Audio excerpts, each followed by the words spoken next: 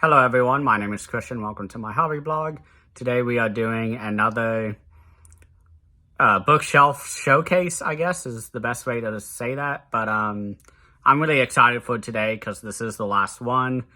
Y'all get to see sort of the big Vinegar Syndrome collection, which is something that I don't think I've shown before. I've shown a lot of these releases. I've reviewed a lot of them because of the 2022 subscription, but there's a lot of titles in here that I have never talked about, in this section especially. There's a lot of older titles in this section with my old Blu-rays, my studio Blu-rays. I have DVDs, I have Blockbuster DVDs. Yeah, so let's get started. Okay, so first we have our box sets. This is continuing on from the S's, Severin, Scream Factory. I have the Fly collection. Best one's the David Cronenberg one, but I do enjoy the original. The Omen, I hated the remake.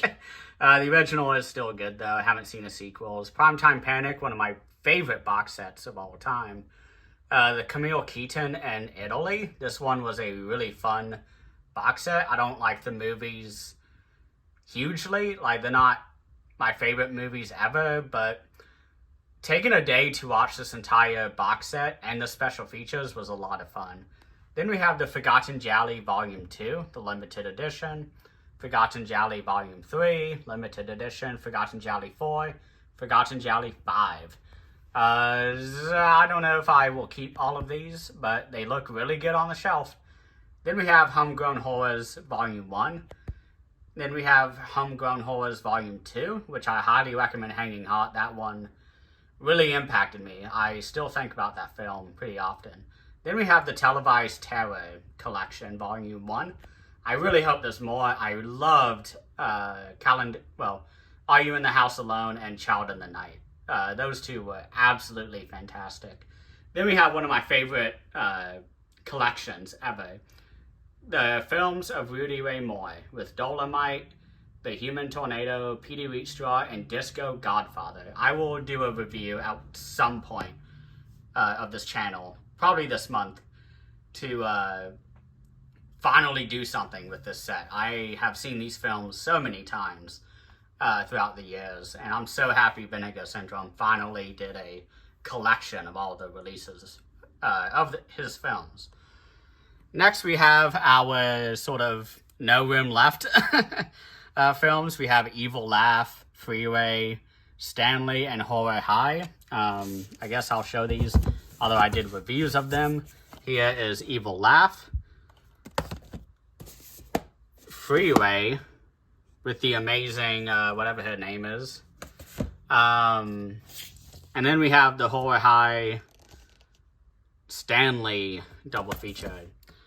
And that is our no room left section. Now we'll go alphabetically. We have The Dark Tower. I kind of love this film. Michael Moriarty is hilarious in this. Then we have Dead Heat, a very good zombie film. Dial Code Santa Claus, aka Deadly Games, one of my favorite Christmas films. I rewatched it this year again for Christmas, and yeah, it's still a 5 out of 5 for me. Death Promise. Very, very cheesy action film. One of the few by Vinegar Syndrome that I've actually really enjoyed. And we have another one called Devil's Story, which conceptually is a very interesting film, but I did not care for this at all. It was right down the middle, 2.5 out of 5 for me on Letterboxd. And then we have a really great kind of Chucky knockoff with Rip Torn from Freddy Got Fingered. He's in a bunch of actual films, though. But Dolly Dearest, which is one of the only films by a softcore director, I believe, who went outside the genre. I need to kind of read up on my history of it. But then we have Don't Open Till Christmas. This was a 2022 release. I really like it. I love the documentary on this. It really delves deep into everything you need to know when it comes to behind the scenes documentaries. Then we have Drop Dead Fred, which was a Vinegar Syndrome title for the longest time. And they even had a pre-order thing up, and then it was missing instantly the next day. And Vinegar Syndrome announced it like the next week. they're doing it. And I watched my review of this. I don't know if I like it as much as I did when I finished it. I doubt I'll ever watch it again, but what's her face? Not Kathy Bates, but oh my gosh. She was also in Gremlins. Kathy something. And then we have a bunch of movies I'm skipping. Ebola Syndrome. This is so fucking sleazy and disgusting, but this shit's my jam. This is a Cat 3 film, I believe, by Lam Nai Choi, I believe, is the director's name. He also did Erotic Ghost Story, which was pretty good. And I can't remember any other titles, but this one is really good. Anthony Wong is especially sleazy in this film. God, I did a review on this during one of the Withering Watchpart episodes, which I need to get back into. Take a break from Batman. But then we have Fade to Black, one of the earliest titles, and this looks like Tobias Forge, in my opinion, from Ghost, if you know the heavy metal band Ghost. Then we have Flesh Eater, Revenge of the Living Dead. I appreciate the behind the scenes of it. I don't care for the movie itself. Then we have Flesh Eating Mothers. I need to rewatch this, but I was not really enamored or struck at all by it. Then we have Girls' School Screamers. This is your very standard teen slasher film. I enjoyed it for what it was. I don't like many films usually with that sort of justification. Just giving my arm a rest right now. And then we have Hot Snake and, what was it? Guns and Guts. Two films by Renee, well, not two films, but one film by Fernando Darien Rojas, and then Renee Cardona Jr. Sorry, I had to not try to read it through my camera. Too small, but I've done a review on this, so just look up that. Hard Rock Zombies and Slaughterhouse Rock. Slaughterhouse Rock was my jam. The other, not so much. Then we have Killer's Delight, an amazing slipcover. Not so good movie. I think I'll keep it just for the slipcover. I love that artwork. It's very creepy. Then we have one of my favorite slipcovers, and a movie that has nothing to do with killing birds or killer birds. This is Killing Birds, obviously. Technically, I think it's, oh my gosh, Zombie 5, unofficially, but this is more of a giallo slasher. And I actually really enjoyed it. It's not that bad at all. And then we have The Lamp. I think I did a review on this, or at least discussed it on the channel. Then we have The Laughing Dead. This was a very good Mexican horror film. I believe it's from Mexico. What does it say on the back? It's Aztec, so it's at least in South America. Let me get it in there. Then I have the reprint of Madman. I thought this one was a very serviceable and competent summer slasher film. Everybody really loves this movie. I just said my feelings on it. And then we have Memorial Valley Massacre. I actually really enjoyed this one. I rewatched it recently, and it felt like a warm blanket. I think I finally get the appeal of summer slashers, like Friday 13th and all those films.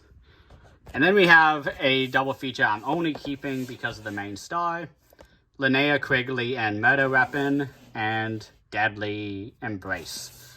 These films are so bad. I might rewatch them because I've seen some Doris Richmond films, which it's pretty similar in terms of style and story and script, but this was one of the first ones I ever saw, like 2 or 3 years ago, and I did not like it at all, but I need to give it a rewatch. This movie, it's a guilty pleasure. I am guilty of enjoying this movie. I think it's just fun enough to where it's not awful to sit through. I feel like it's like a parody. It's kind of making fun of itself. I don't know if they were trying to, though. And we have a movie I have absolutely no recollection of. I'm trying to get myself in that mirror right there. Nightmare Weekend, when modern technology gets out of human control. Then we have an amazing Dracula film. I've seen a lot of Dracula films at this point. This one was David Niven, or Niven, not sure. Old Dracula. This one was just very kind of goofy, and I enjoyed it. Here's a Paul Schrader film that I didn't think was in the Vinegar Syndrome catalog, and I got this on a trade, and I was very happy.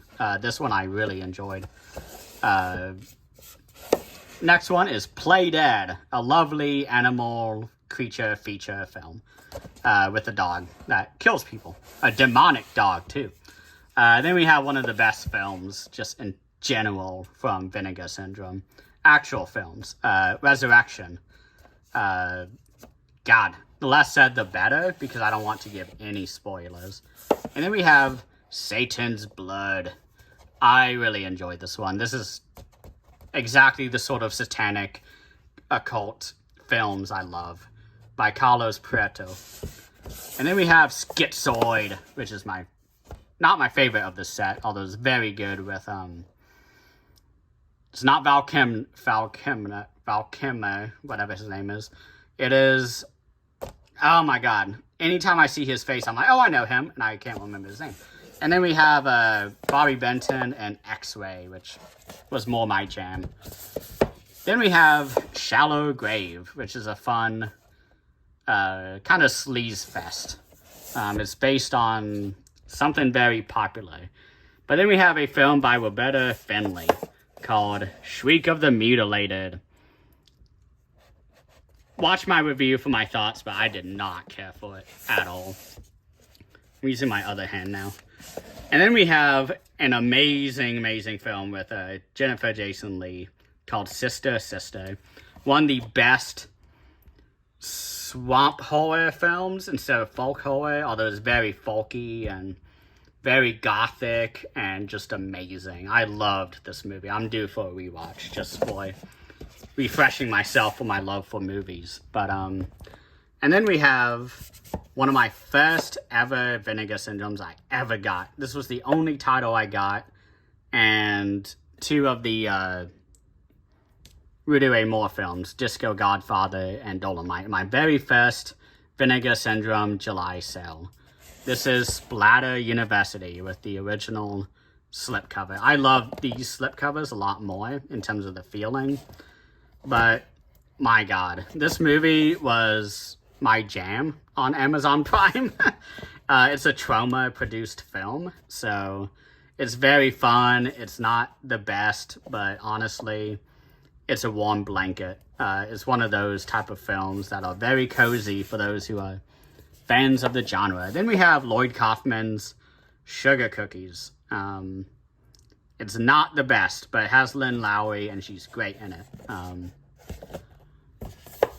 Then we have one of my favorite films, which I got the new slipcover for, Tammy and the T-Rex. Oh my god. Everybody should watch it. Then we have a 4K Terminal Island, which is one I haven't talked about on the channel at all, but it's pretty good.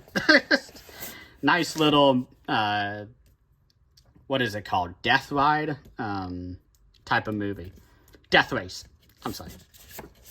And then we have Through the Fire and the Flames. Sorry. Through the Fire. I enjoyed it. It has really great practical effects because they worked on From Beyond, Stuart Gordon's, which is another Vinegar Syndrome title coming out soon. So maybe they got an interview with the practical effects makeup guy. But this one, I think I did a review on it at some point. And then we have Dario Argento's Trauma. I have my issues. I have my huge issues with this. Mostly behind the scenes. On its own, I think the movie is just fine. It's not my least favorite in terms of the actual movie, but it is my least favorite because of the circumstances behind the scenes. And then, now I can kind of rest my arm, we have the, not reject pile, but the No More Room pile. First we have The Werewolf vs. Vampire Woman, Paul Naschy. Love the documentary. I highly recommend that for everybody. Then we have Voyage of the Rock Aliens. Only keeping it for Michael Berryman. He is a treat in the interviews. Then we have Roadhouse. I've seen it twice now, and I remember absolutely nothing, but it's a whole lot of fun while watching it. That's really the best thing I can say. Then we have a partner label here, which is a very, very good little queer film. After Blue, Dirty Paradise. It's a very trippy, hallucinatory film. I don't know how else to describe it. It's very good, though. It's sort of like Stalker and, I don't know, not Holy Mountain, but El Topo mixed with whatever movie I just said. But let's move on to the actual pile now, which is, I need to take one of these out. First we have, gosh, too tight. Oh. First we have Jess Franco's double feature of Two Undercover Angels and Kiss Me Monster. Watch my review for this, but I really, really loved it. I need to revisit it, actually, for Franco February. Then we have one of my favorite films of all time, Champagne and Bullets, otherwise known as Road to Revenge, otherwise known as Get Even. I fucking love this movie. I about had a heart attack when this was announced because I didn't see it. I mean, I'd seen it many, many times over the years, but I did not see the announcement. I was like, oh, this looks weird. This looks like a sleazy action film. Scroll down. And I kept going, and it was like 2 hours later, I checked Instagram, and everyone was like, oh my God, Get Even's out. And I was like, oh my God. So I had to get it immediately. And I was very happy to, although I hate this fucking design. Let me show you. So I'm going to try not to pull it out too much, but oh my gosh, it is absolutely stuck. Hold on. Okay. So this is what it looks like. I have all of that tape here on the top. Every time you slide it in, it tears at it. And it's really fucking annoying. And I hate it. I absolutely hate that design. And it is tearing the plastic apart. But aside from that, I love the special features. The new audio commentary with John DeHart. Fuck yeah. Really nice for him to finally show up out of the blue and do a commentary on this film. And then we have a Jalal Merhi film, I believe. Expect No Mercy with Andrea from Walking Dead. God, forgot her name, but Jalal Merhi, Billy Blank's collaboration. It is very, very cheesy action, but she really brings a lot more than his other films, Jalal Merhi's. I'm not the biggest fan of his films. I think many things about them, I don't want to get into it, but they are not the best. Expect No Mercy. And then we have a very good film here with, Bill Duke, I believe, directed this. The Grave. Very good film. Oh my God. Oh my God. Very, very good. This is one I did not like at all, but I'm only keeping for the meantime. With Don the Dragon Wilson. Red Sun Rising. I want to check out the supplements before I get rid of this. This movie is very racist, and I don't like it at all. It is just excessive, the dialogue in this film. I don't like it. I don't care for it. The action's not even that good, so it's not sleaze fest, but a sleep fest, I guess. And then we have another Jalal Merhi, Billy Blanks collaboration, Talons of the Eagle. I moderately like this one. I love all the covers, though. At least they all look good. Very Mortal Kombat looking cover. I believe Jax from Mortal Kombat was based on Billy Blanks. I read that somewhere online, haven't corroborated it, but I'll take it because I really love Jax, playing as Jax. And then we have TC 2000 with Bolo Young, Jalal Merhi, and Billy Blanks. This was the first of this sort of collaboration that I saw. And the story behind Bolo Young, which I've talked about on the Withering Watchpal, talking about box sets. Oh my God. His story and his history with Jalal Mohi is hilarious. One of the funniest interviews I've ever seen was with Jalal Mohi talking about Bolo Young. Oh my god. It is so funny. And that interview actually can be found on the Tiger Claws release. It is absolutely hilarious. Cynthia Rothrock is right there. She is an absolute waste in this movie. They keep her in the background and they give her absolutely nothing to do. It's kind of sad. But there are better films, such as Unmasking the Idol, a James Bond, Indiana Jones knockoff with Duncan Jacks and Boone the Monkey. Oh my god. He drives over somebody's head with a tank, or with a small tank that the monkey operates and kills people with. This movie is a lot of fun on a Saturday night. I would highly recommend it to everybody. And we have a collection that I took over a year to watch because the first movie was absolutely terrible. In my opinion, I did not like it at all. And then I sat here for quite a while just like, oh my gosh, I have this on my shelf. I want to get rid of it, but I haven't seen the films. I need to see the films. I watched the films. I really enjoyed Bermuda Triangle and Cyclone. Those were the two other films. Treasure of the Amazon with, oh my god, excuse me. I keep wanting to say Dr. Loomis. Donald Pleasance, that's his name. He's in Treasure of the Amazon, and he's the only good part of it. This set actually did so well that they probably discontinued this box set series. And now they are working on a big box set with all of them because it's been about a year and a half since the release of Volume 1. And there's been no word. Although we've gotten a few, whatever his name is, Cardona. Guns and Guts, I guess, in that. But next we have Censor, one of my favorite recent horror films.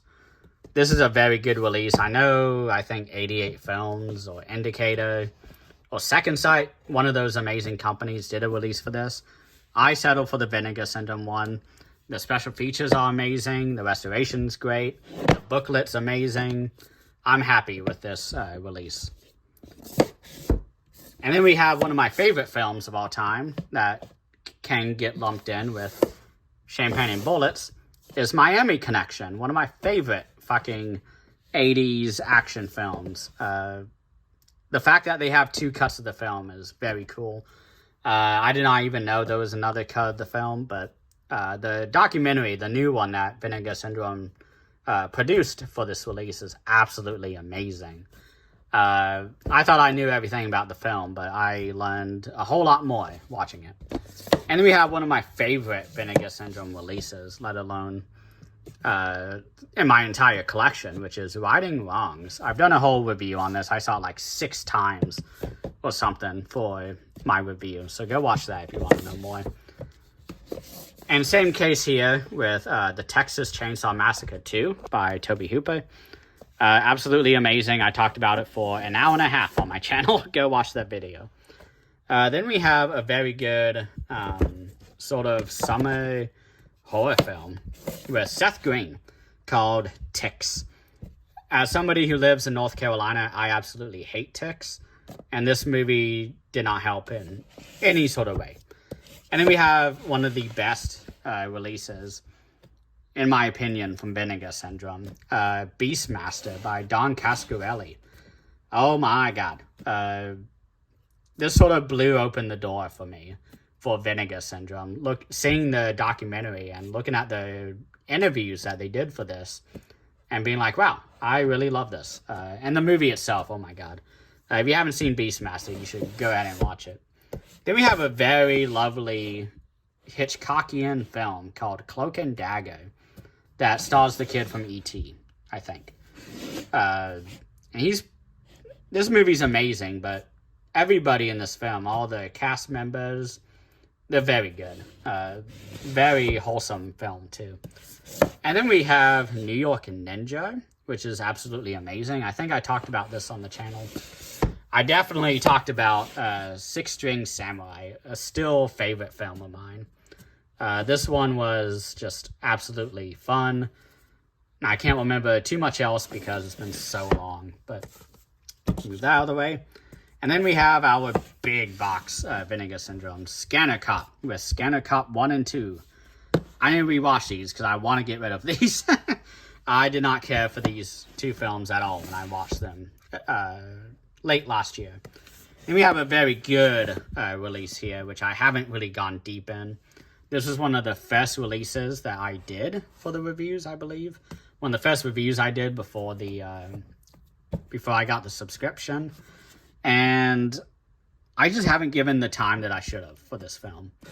I should probably re-review it. But now I'll try to go faster now because I've finally explained all of the Vinegar Syndrome stuff. But we have the partner labels here. We have a lovely Japanese film called Air Doll.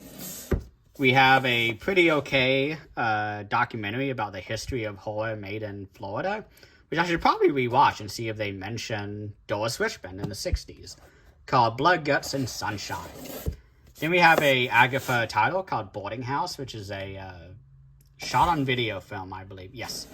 And I loved this one. I think I rated it my favorite on the Withering Lodgepole episode. Then we have a pretty cozy and lovely drama called Born to Win with Robert De Niro, Marilyn Chambers, I believe that's her, and Hal Ashbrook. I can't remember his name, but this is a very good movie. This is what you would expect from a drama like that. Then we have a documentary called Buster Keaton Rides Again, which is very good. They give me nearly enough information about him, more about him in the last few years of his life. Then we have a very good kind of, I don't know, electronica, I don't know, fun musical genre. I can't think of the name. I feel so bad. But this is called Beats, and I remember next to nothing about it, but I remember the music just being absolutely amazing. It's like punk rock, but also has techno. That's the name I was looking for. But we have an Agatha double feature here called Fuck the Devil and Fuck the Devil 2 Return of the Fucker. When I reviewed it, I really enjoyed it, but I don't really think I'll ever watch it again. And then we have a culture shock releasing title, Girlfriend from Hell. I thought it was just okay, but I love my boy, Bobby Briggs. Don't even remember the actor's name, but from Twin Peaks. Then we have a very good musical documentary called Green Jelly Sucks Live. I was a huge fan of Green Jelly growing up, and this documentary was exactly what I needed in my life. Then we have a lovely movie with Nick Offerman, speaking of Last of Us, Episode 3, which was amazing. One of my favorite episodes of all time in TV, probably. Very self-contained, amazing. But this film also stars Nick Offerman. Heart Beat Loud. This movie is so dramatic and amazing and heartstring pulling. I don't know what else to say, but look it up, watch it. It's probably still in print. And then we have, going just bend down, okay? And then we have our Not Enough Space. We have a Ed Wood-like movie, and not talking about Ed Wood the guy, but Ed Wood the film by Tim Burton. This is called Viva Erotica. Instead of cataloging the making of Plan 9 from Outer Space, this documents a fake Category 3 film in the making of it.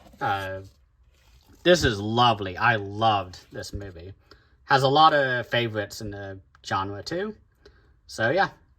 Such as, I think, Leslie Chung. I apologize. Viva Erotica is amazing. And then we have a very depressing, is it Romanian film here? Which is all about a girl who is born with no belly button. and she is used for political gain. I really loved it, but I don't know if I'll ever watch it again. But to go back to the the purpose. Next, we have Heavy Metal Parking Lot, all about Judas Priest. I kind of love this release. One of my favorite heavy metal road trip films. Not Impaled Rectum, but the name is Heavy Trip. I love this movie. I recommend everybody watch it. It should be on Amazon Prime. Try and get the slipcover off. But this is what the poster looks like. I love this movie. I've seen it so many times since. But, yeah, it's so good. We have a Jess Franco film here, which I will show sideways because there's nudity on it. Chez Brûle de Poitou by Jess Franco, starring Brigitte Lahaye. Then we have an amazing shot-on-video film called Killing Spree. Oh my god. I say that a lot, don't I? Then we have La Muerte La Matinee, otherwise known as The Last Matinee. This is a great Spanish slasher film. I love these type of movie theater setting films because there's just something meta about each one. And each one usually is meta. My favorite one is by Bijas Luna, I think his name is. But it's called Anguish with, oh my gosh.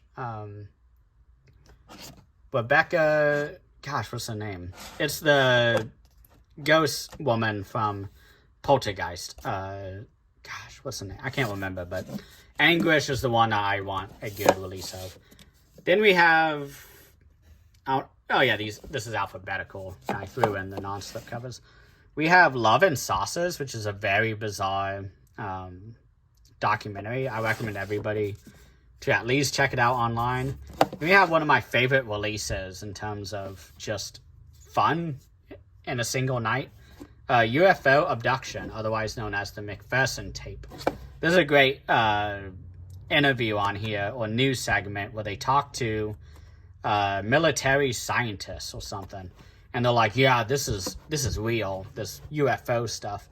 And they contrast it, Agatha does, with side-by-side footage of the making of and, the news footage from the 90s, where this became a huge object of debate. It was pretty fascinating. I recommend the special features for that film. Then we have The Night Ripper. I have no memory of that.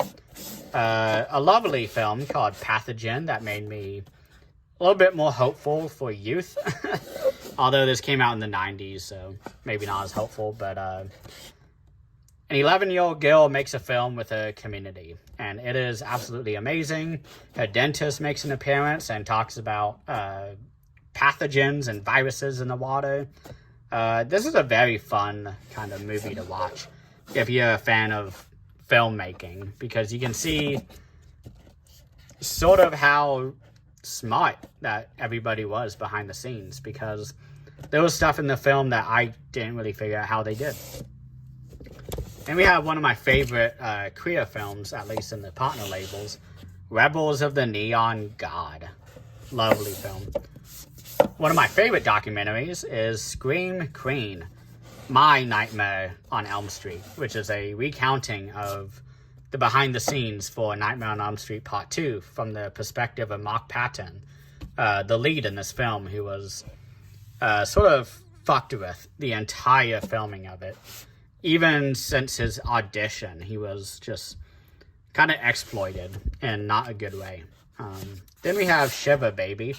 Very amazing, uncut gems on a budget. I loved this film. I did a review on it. Then we did Sometimes Aunt Martha Does Dreadful Things, another great film, drag film. We have Summer Blood, which I've done a review on. Tragedy Girls, I've done a review on. With Hollywood Super Action Volume 1 with Who Killed Captain Alex and Red Black. Who Killed Captain Alex is one of the most famous Ugandan films of all time because it is. It is the biggest one. This is a very low budget action thriller. I don't even know what to call it, but I would love for them to put out the newer stuff by this group, Hollywood.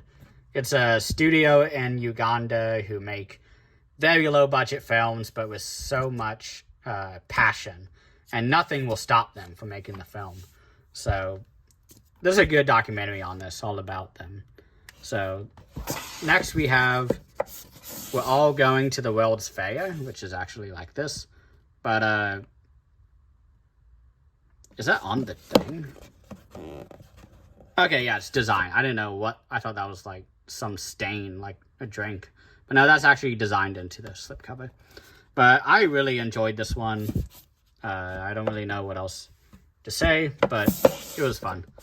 Then we have What Really Happened to Baby Jan and the Films of the Gay Girls Writing Club. This is a very important collection here. It's a lot of short films and commentary tracks about this group of queer and drag queens and people around, I think it's Florida, but they all got together in a bar and they just started making films together in between the shifts or just whatever.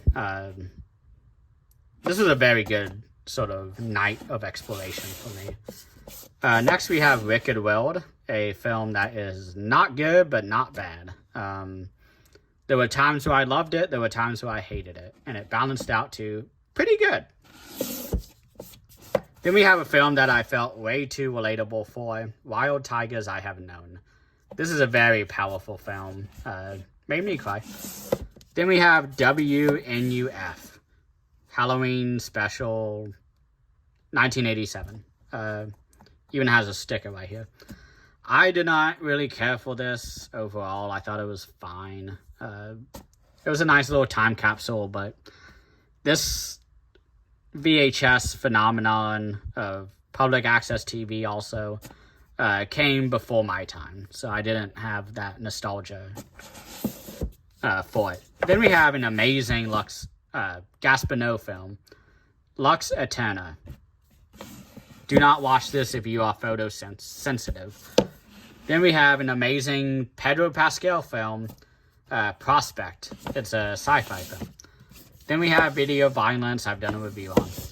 Then we have Mail Order Murder, which I think I've done a review on. But this is a really good kind of niche documentary about Wave Productions, who are shot on video, sort of fetish studio that will do commissioned films for people, and it always comes down to fetish stuff. So very fascinating, but it's not for everybody. And then we have Psycho Sisters, which is a Wave production film. I have Duck, the Carbine High Massacre. I actually kind of love this film. I thought I was going to hate it just based on the subject matter, but ended up being a pretty good commentary on school shootings way before that was much more prevalent in our shitty society. Then we have Shadow Dead, one of my favorite shot-on-video releases from Saturn's Core. Sorority Slaughter, really the only Wave production film that I was able to not fall asleep during. Then we have Savage Harvest, which is very good. Then we have Sinister, one of my favorites from Saturn's Core. Very good. And then we have Red Spirit Lake. That's the only one I've seen, but it also comes with Reawait. Red Spirit Lake is so good. Pretty fun. Then we have a movie I did not have any care for. I thought it was not fun. I did not enjoy it one bit. Backwoods Mossy. I might get rid of it.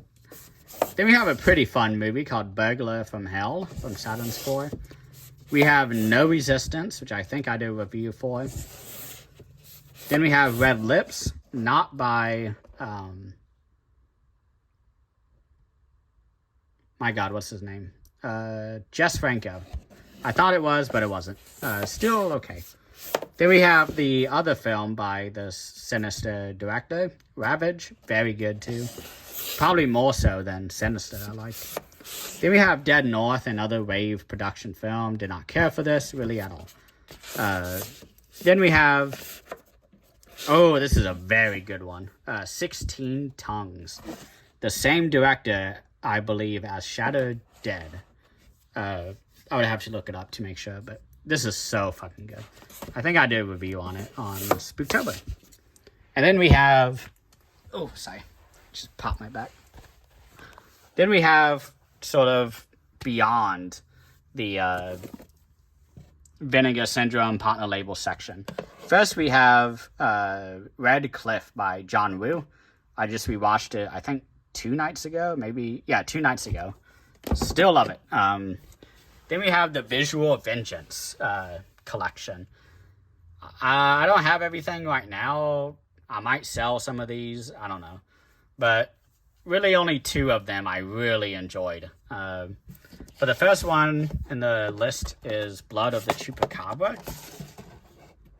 Pretty fun. I thought it was just okay. Then we have an amazing Evil Dead, not knockoff, but knockoff. Bloody Muscle Bodybuilder in Hell, which is the Japanese Evil Dead. It's exactly what it is. It is not ashamed, and I love it. Then we have a very interesting but underwhelming film, L.A. AIDS Jabber. Obviously, I knew it was going to be sleazy, but I wanted it to be sleazy like Ebola Syndrome. Instead, it becomes a very boring movie, focuses on the cops trying to find the guy infecting everybody with AIDS. Ebola Syndrome, on the other hand, is about a guy infecting everybody with Ebola and only follows him. And we only get snippets of cops looking for him. It's a very good film, Ebola Syndrome, but this one just was not good. I did not care for it at all. Might get rid of it, actually. Then we have a movie that is just fun, I guess. The Necro Files. And then we have a pretty fun film, which I reviewed on the channel, and the director even commented on it. Slaughter Day. It's pretty fun. Beach Dude Evil Dead is really the only way to describe it. It's a lot of fun. I do recommend it. And then we have my favorite ever. This was a movie I was waiting years for on Blu-ray. I had the DVD, but I watched it so many times that it broke. Not the disc itself, but it scratched and wouldn't play anymore. And I was very disappointed. And I was just kind of shit out of luck because that release went out of print. And it was like $60 on eBay. So I waited. I was patient. This company was the reason why, or this release was the reason why I have the other releases. Because I was like, you know what? I'll just give them, you know, like $100 and pay for a couple other releases. But this, one of my favorite films, really great special features. I'm so happy to have this on Blu-ray now. Now for sort of the studio 4Ks and Blu-rays that I have. First we have Stanley Kubrick's 2001: A Space Odyssey on 4K. Absolutely amazing, one of my favorites by him. Then we have Baby Metal Live in London. I do have music stuff mixed in here. I'm a huge fan of this band. They've done a comeback and the release a new album. I can't wait. Then we have Kenji Fukasaku's Battle Royale, which I need to upgrade to the Aero Edition. One of my favorites. Then we have Alejandro Inarritu, I believe is how you say his name. His film, Birdman. Amazing film with Michael Keaton. And then we have, I can't remember his name. Oz Perkins, that's his name. Oz Perkins, The Black Coat's Daughter, which I really enjoy, but it's quite a hard watch. I understand if people don't like it. And then we have Blazing Saddles, which I'm due for a rewatch because I'm sure I will love it. I'm a huge fan of Mel Gibson. Here's one of my favorite films of all time, Chitty Chitty Bang Bang. By God, I could watch this every day if I wanted, but it's a 2.5 hour film. So then we have a very good film called Chocolate. Then we have the Chronicles of Riddick collection, because I'm too lazy to buy the Arrow 4K of Pitch Black and then get a good release of the other one. One of my personal favorite Shawn videos, Cloverfield. I loved this movie when it first came out, and I still do, actually. Then we have Death Wish. I will probably never upgrade these. I'm only keeping these for the first one and the third one of Death Wish 2 to 4. I got rid of my Death Wish 2 Vinegar Syndrome because I did not want it even in my collection, but I do really like the third one. I wish Vinegar Syndrome would just do that one. Then we have George Romero's Diary of the Dead. District 9, which I've had forever. Oh my God. I think I got that at a pawn shop when I first started collecting in like 2015. Evil Dead. Evil Dead 2. Army of Darkness. The Screwhead Edition. Oh my God. Then we have Full Metal Jacket, Stanley Kubrick. I'm going to go a little faster now. Godzilla, 2014. Awful movie. They are embarrassed to even have Godzilla in the same movie. Then we have an amazing, also very depressing film, Good Time, with Robert Pattinson. Probably his best acting. Then we have Gremlins 1 and 2 with all the special features. This is a very good release, actually. Then we have Heavy Metal, which I had a pretty old copy and I got a new one. So I switched out my old one and kept the new. Then we have Takashi Miike's Ichi the Killer. This is a very good intro to his films. Then we have Rob Zombie's House of a Thousand Corpses. I kind of love this one, but I love this one more. The Devil's Rejects. Just to answer it, I will never watch Free from Hell. I cannot see Sid Haig in that condition. I don't want to even see it. Then we have a very amazing Robert Eggers film with Willem Dafoe and Robert Pattinson again. The Lighthouse, very good. Then we have Mad Max Fury Road on 4K. Not a good 4K. Midnight Movie. I've done many reviews on this one. Oh Brother, Where Art Thou? One of my favorite Coen Brothers films. Pacific Rim by Guillermo del Toro. The Patriot by Mel Gibson. Also, I meant Mel Brooks earlier when I was talking about the other films. I realize now I may have said Mel Gibson. Then we have Predator 1 and 2 and 3. I love the second one more, personally, but I also love the first one, just for different reasons. Then we have an amazing film with Tony Jaa, presented by Quentin Tarantino, one of my least favorite directors ever. The Protector. It's a very good film. Great martial arts in it, too. Then we have Requiem for a Dream, a movie I am unashamed to say I love. Darren Aronofsky is a director I appreciate. And then we have Samurai Cop. I got this many years ago from some random auction. I don't even know. But I won it, paid like $10 for it, and I'm happy to have it. Then we have the Saw franchise. Shout Factory. Do a box set so I can get rid of it. Then we have Return of the Living Dead 1. I hope, I need to get the Shout Factory 4K. I keep forgetting that they've already released it. Then we have Snakes on a Plane, a personal favorite of mine in the creature feature genre. And then we have Train to Busan, one of my favorite South Korean horror films ever. It's very good. Then we have Whiplash. I love J.K. Simmons in this. And finally, for the studio Blu-rays, Zodiac. It's a very good film. I need to watch the special features because they have an entire documentary about the Zodiac Killer. And then we have The Bottom, which is a little dark. I apologize for. But we have A Clockwork Orange, which is upside down somehow, by Stanley Kubrick.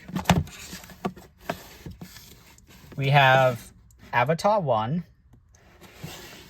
Love the second one. We have Backtrack by Dennis Hopper with Jodie Foster. Very good film. And then we have Deathgasm this movie needs to be better than it is.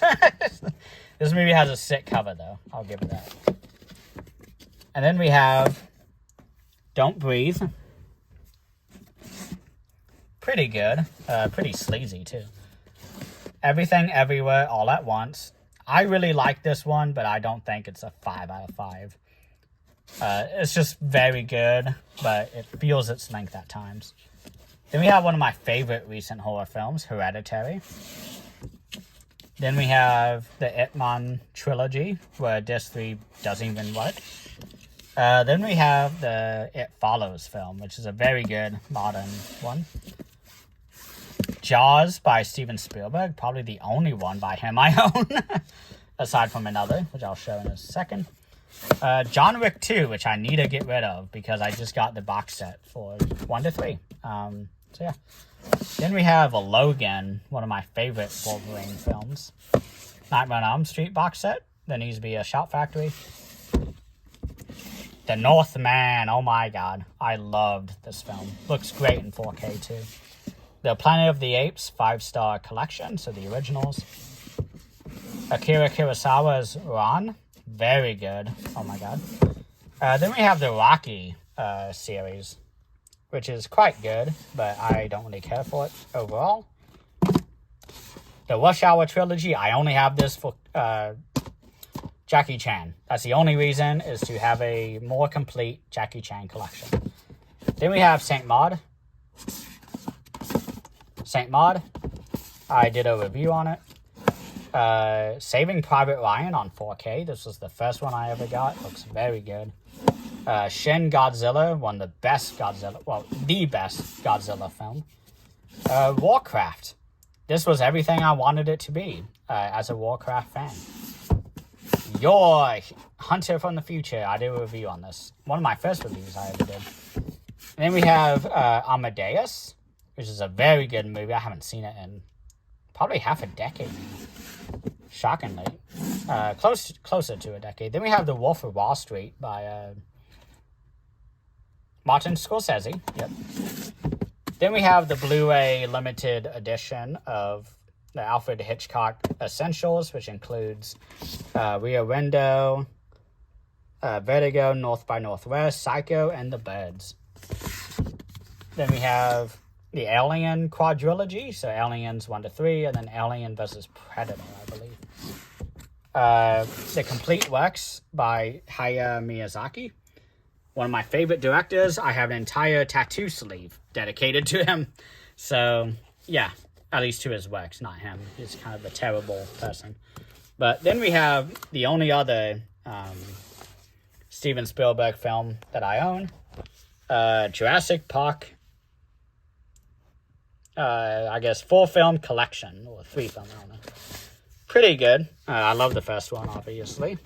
Then I have a DVD copy of Dawn of the Dead, because the 4K by Second Sight did not come with the Blu-ray. I don't have a 4K player, except at my parents' house, so I'm just kind of stuck. Then I have this one, just because this is a Blockbuster edition. Ju-On, one of my favorite Japanese horror films of all time. Pretty good. One of my favorite horror films of all time is Killer Condom, a Trauma-produced film. There is a director's cut that is remastered or restored that's been going around Germany in the last 6 months. So I believe there's a Blu-ray or 4K coming out soon. I can't wait for that to happen. I desperately need a new disc. It's even more expensive. I think it's $70 now, but my DVD's running out of steam. Starting to skip. Then we have The Mac, a very good, God, what's his name? Max Julian, a very good role by him, and Richard Pryor. Then we're talking about Ed Wood's Plan 9 from Outer Space. Very bad, but, well, it's not bad. It's just low budget. Then we have, well, this is the final thing. Tobe Hooper's The Texas Chainsaw Massacre. Okay, so that is all for my bookshelf tour. I'm just kind of scanning around. Also, I have a Spookies shirt on right now.